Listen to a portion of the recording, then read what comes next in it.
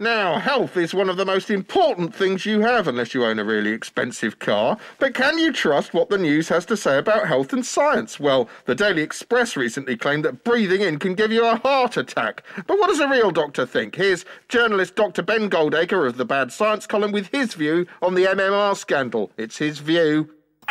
How journalists decide on what makes a good science story has got very little to do with what's true or what's actually got any evidence behind it.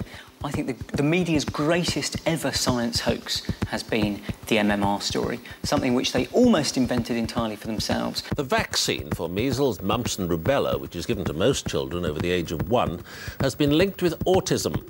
What was interesting about Andrew Wakefield's paper in 1998 is it was a case series report. It's a perfectly valid kind of thing to do, but it's just a collection of 12 anecdotes written up in a single paper. That can't tell you anything about a link between MMR and autism, simply because MMR and autism are both very common. So to find a few kids who've had both MMR and then gone on to develop autism isn't very special. I mean, that's extraordinary behaviour on the part of the media to selectively only cover dubious, worrying evidence whilst totally ignoring all of the reassuring stuff that was fully published.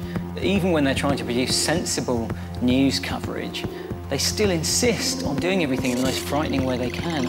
In 15 minutes, 200 of you emailed us about the vaccine. It's only a straw poll, but 182 of you expressed concern or confusion. If you talk to journalists and say, why did you go to town on this evidence that was clearly not supporting the hypothesis that MMR causes autism, all they will ever say to you is, well, there was an expert from a medical school telling us that this was true. Proper scientists with a good publication record of doing sensible work were publishing exactly the same kind of research, but showing negative results, and they were completely ignored.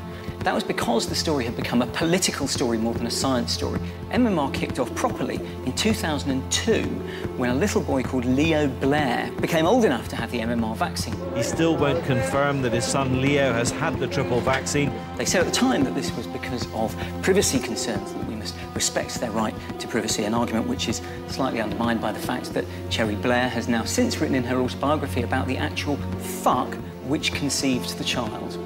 Once the story became about Leo Blair, it was suddenly the domain of generalist journalists, the glamorous, more famous columnists, the people who normally would be telling us about a very funny thing the au pair said on the way to a dinner party, were suddenly giving the nation incredibly complex health advice on matters of immunology and epidemiology. Andrew Wakefield's up in front of the GMC and an entire nation of journalists are queuing up to blame him, one man, as the scapegoat for their crimes. And that just goes to show, really, how little they understand their role in all of this. For his supporters, Andrew Wakefield is a hero, and despite prompting a major health scare, he seemed unrepentant. No regrets, thank you. The journalists' fantasy about MMR causing autism has run for 10 solid years.